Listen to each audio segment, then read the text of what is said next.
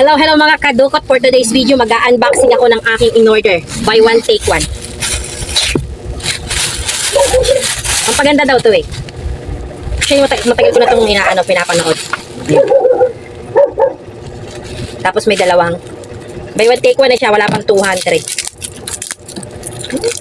Tapos, gabi daw to ginagamit talaga. Sa gabi daw talaga to ginagamit. Yan.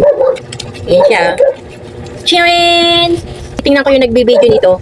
Ang kintab na mukha niya. Nagkahihilamos ko lang yan. Ito, may kulay yellow na ako nito. Kaya try ko naman itong kulay pink. Mas malapot siya, oh. Try ko ang kulay pink. Sabi daw sa umaga maglalagay nito. Tapos sa gabi magagamit nito kay pampakinis ng pesting na natin.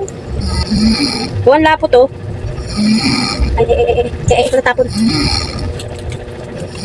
Ito na sa noo. May naghihilak. Yun. Ito daw ay para sa mga dry ang skin. Ang skin ko oily. Tignan natin kung maganda. Piste, may background na naghihilik.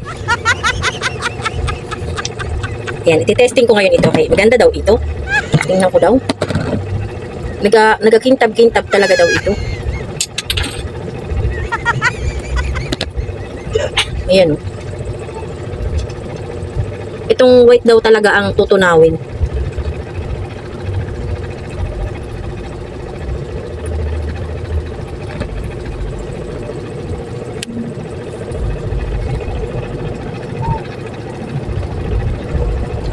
Yan, ito, yan, dito lagay. Para pantay.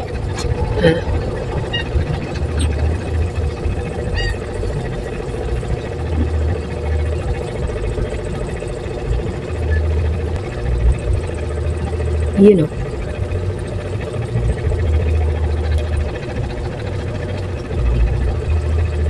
Hala, ang puti. Sana gumanda na ako dito. Mukha ko lang yung maputi, yung katawan ng itim. O, diba? Hala. Every night lang daw to gagamitin. Kada gabi. Oh. Ayan, oh, ang puti. Ala, ang kenes na niya. Problema ko na lang yung uban ko. Ayan ang aking unboxing. Oh, Retinol Placenta Royal Dragon Blood Cream. Retinol. Oh, retinol pala.